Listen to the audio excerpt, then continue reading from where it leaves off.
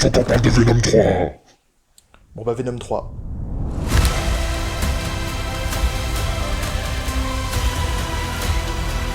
Venom The Last Dance est sorti le 30 octobre 2024 et est réalisé par Kelly Marcel. Eddie et Venom, interprétés par Tom Hardy, sont toujours en fuite suite aux événements du film précédent. En parallèle, Knull, le créateur des symbiotes, interprété par Andy Serkis, lâche dans l'univers des xénophages pour récupérer le Codex, un mystérieux artefact qui lui permettra de se libérer. Et globalement, je trouve que c'est à l'image de la trilogie. Sympa mais sans plus. Bon, je mens un tout petit peu parce que j'avais vraiment pas aimé le deuxième film. On va pas se mentir, c'est divertissant, mais j'ai un gros problème avec cette version de Venom, mais on parlera de ça plus tard. Niveau histoire, c'est un petit peu le fouillis. On a une base plutôt simple à laquelle on ajoute une tonne de personnages secondaires qui sont tous un petit peu sous-développés. Il y a des séquences vraiment sympas, comme la séquence de fin, même si elle est un petit peu courte, mais le tout fait que c'est très inégal. Les personnages prennent un petit peu des décisions stupides par moments aussi, juste pour que le scénario ne tourne pas en rond. Et le meilleur exemple de ça, c'est la séquence du casino.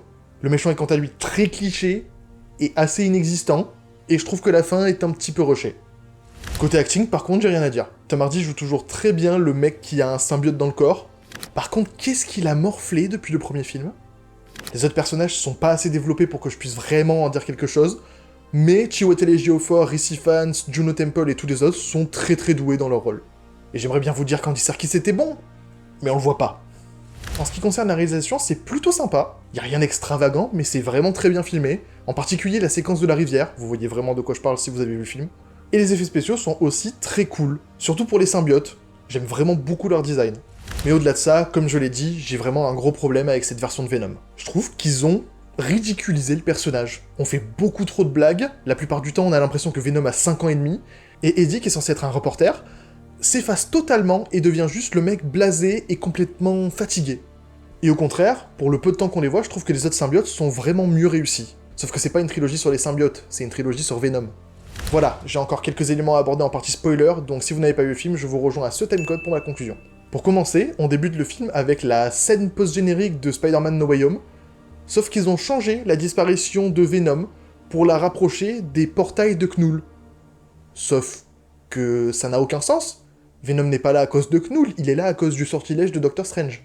Putain d'ailleurs, je fais une petite parenthèse, mais c'était vraiment une idée de merde de nous teaser Venom dans le Marvel Cinematic Universe pour au final qu'il ne fasse absolument rien. Ça m'a vraiment déçu, et la scène post-générique de Venom 2 n'a toujours aucun sens. On ne sait toujours pas pourquoi il reconnaît Tom Holland en Spider-Man, et on le saura probablement jamais. Ensuite, le méchant, Knull, fait vraiment office de Thanos discount. Il envoie ses sbires pour être libéré, mais comme il échoue, on finit juste avec un « Non, je suis le méchant et j'ai perdu !» Vraiment, Andy Serkis, il a pas de chance avec cette saga. Le film qu'il a réalisé, le Venom 2, il est nul à chier, et son rôle dans ce film, il est inexistant. Après, c'est quoi cette séquence de casino? Est-ce qu'elle serait vraiment juste là pour faire la vanne que Venom devienne addict au jeu et pour le faire danser avec Madame Chen? C'est tout? Et d'ailleurs ça, c'est juste de la connerie. Venom le dit lui-même plus tôt dans le film, le xénophage va le repérer s'il se transforme complètement. Et qu'est-ce qu'il nous fait, ce con?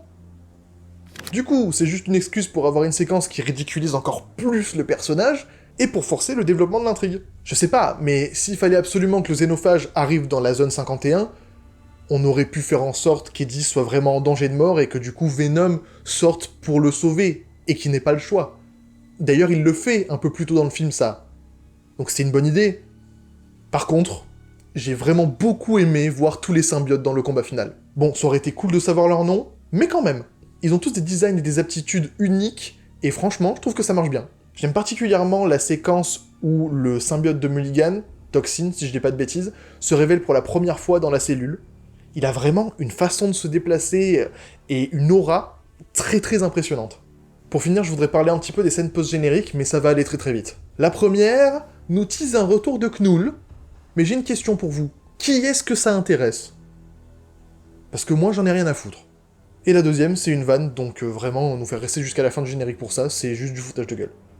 Voilà, Venom The Last Dance est une conclusion sympathique, mais ça reste dans la vibe de la trilogie. C'est pas top. Donc, je lui mettrai 6,5 sur 10. Pas moins, parce que ça divertit, mais pas plus parce que ça vole pas très haut.